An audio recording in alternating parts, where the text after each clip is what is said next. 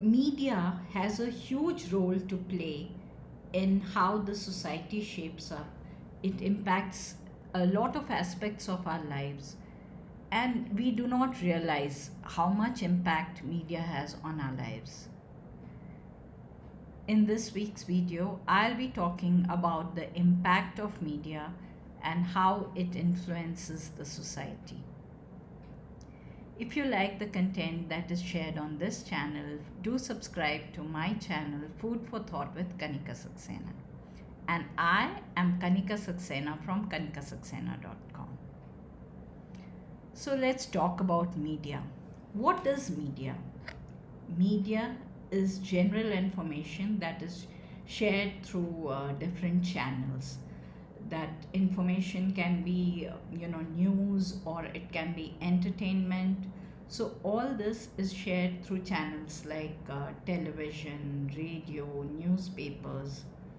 All these channels are there to provide us information and entertainment.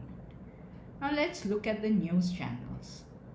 At one time, news channels on television were a source of information. They told us what is happening around the world, and they gave us a clear, unbiased view of things. But what's happening today? All television channels are busy screaming their heads off just for the sake of TRP. The kind of news that they share is generally something that is that just attracts attention. It need not be something that's authentic or something very relevant. It's just to gain TRP.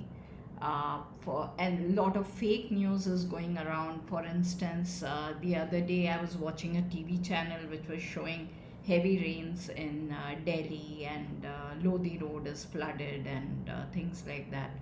And of course, I took it at face value. On that day, by chance, I spoke to one of my friends who stays in Delhi, and I was asking her about the rains, and she said, "No, it's not that bad." And I mentioned Lodi Road, and I said they showed the flooding on Lodi Road, and she said, "Really? I happened to go to Lodi Road today, and I did not experience any flooding."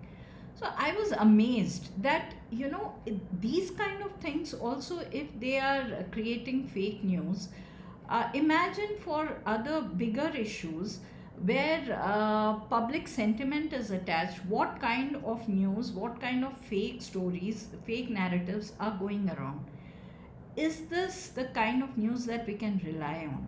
Today, news channels are biased.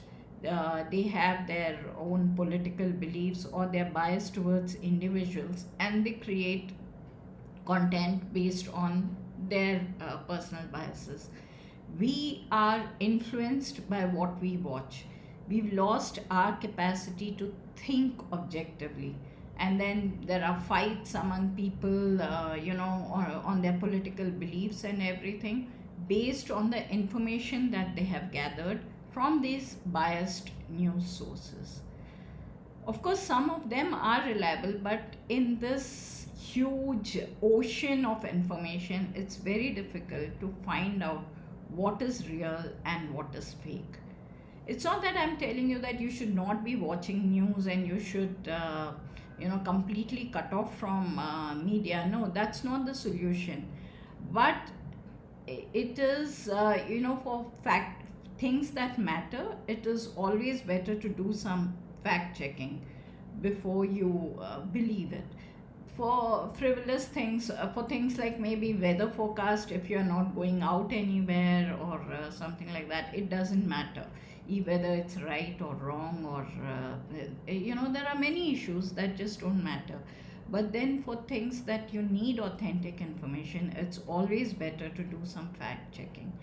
And I think media houses should be a little more responsible in the kind of content they create. It should, they should, I know it's beneficial for them. They have some profits if they are aligned with political parties, but they should be honest to their job. They should be honest to their audience and create news, give us information that is reliable, instead of repeatedly, talking about the same thing. Media today has the power to make anybody a star, a celebrity, and raise and put anyone, to dust with the kind of exposure they give that person. And so they have a lot of power in their hands and they must use it judiciously. Now, let me talk about the entertainment side. So, the kind of shows that we are dished out today on, in the form of web series on Netflix and Amazon and other channels. Look at the kind of language that's used, look at the story plots. All these things spread negativity and hatred, and the kind of language that's used.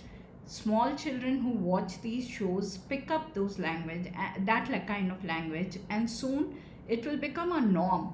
We will small children will use cuss words, and I think we will reach a stage when we'll just accept it as normal. But is this right? Is this what we want the society to become? So it's up to us what kind of programs we watch, what kind of environment we create at home. And then there are TV shows in India where you have these women decked up from head to toe in heavy jewelry and doing all, tolerating all kinds of nonsense, and trying to portray a very, very a holy kind of image. Somebody, women are portrayed as people against whom all kinds of atrocities are done and they tolerate. And this again translates into society where women are expected to take in a lot, because we've been, the stereotype is created that way, that women are tolerant, women can take in. And that's how it impacts the society, because we commit any kind of atrocity against women because we believe that women are tolerant and they will be able to take it. And now I will talk about movies. If you go back to old Hindi movies and come to the new ones, you will find that through the ages, there has been a typical story, a narrative that is created where a hero chases the heroine refutes him, he persists, he keeps on chasing her until she finally gives in and she, expresses her love for the hero. Okay, now this is a narrative that has been going on. On the other hand, there could be a villain who's also chasing the heroine, and the heroine says no to him also. But how do we distinguish between the hero and the villain? Is the villain is generally shown to have some cronies. He is shown smoking or drinking, which was at one time taboo, but now that is also accepted. But there are ways in which villains are portrayed, the way heroes are portrayed, and it is right for the hero to chase the heroine. And we are given dialogues like ladki ki na mein hi haan hai, which means that if a girl says no, it actually means yes. And this is how it goes. And then we also have if there are women chasing men, those women are not heroines, they are shown to be vamps. So they are negative characters. So if a hero chases a heroine, he is a positive character. But if a woman chases a man, she is a vamp, a negative character. So again, we have that in the society where a woman is not expected to express her love or show attention to men. That is taboo, that is wrong. But a man can do whatever he feels like and get away with it. And if we look at this impact on the society, we are witness to so many cases of boys chasing girls and making their lives miserable. and only with the belief that one day the girl is going to give in and she's going to like them, because that's what they have learned through movies. So they think that it's the right way, and this is how women are supposed to be treated. Now, usually what happens is things get very messy when these guys keep on chasing women. It either ends up in rape or acid attack if the woman refuses, or sometimes even murder. So, is this the kind of society we want to create? This is what media is doing by creating, by celebrating such heroes who chase women and make lives miserable for girls.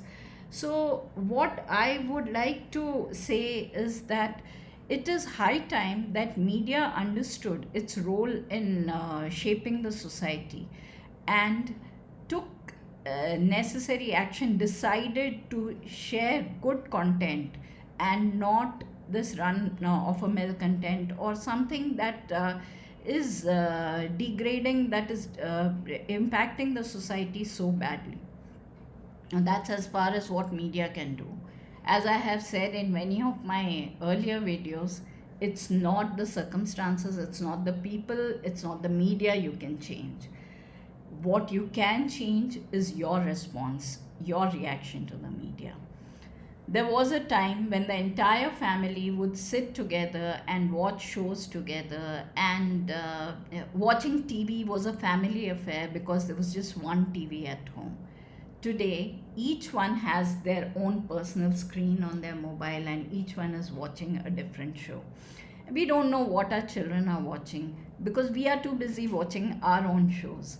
So that is something that needs to change. We need to create an environment at home where the family comes together. We need to spend more time with our family members instead of getting hooked to devices, to shows, to programs. Because only when we create a healthy environment at home, when there is bonding among family members, can the effect of media be reduced. They say that charity begins at home. I believe everything begins at home, whether it is creating a positive society, whether it's changing mindset, everything starts at home. And it is by, through family values, by inculcating the right values, by having it is very easy to get addicted to devices, to be scrolling social media and scrolling through mobiles. But what we need to do is make a conscious change. We need to uh, you know bond together. We need to spend time with each other instead of on our devices. So thank you for watching this video till the very end. If you like the content that is shared on this channel, do subscribe to my channel, Food for Thought with Kanika Saxena. Do like my Facebook page and follow me on Instagram. And don't forget to read my self-help books. Links are provided in the description below. Thank you once again. See you next week. Bye bye.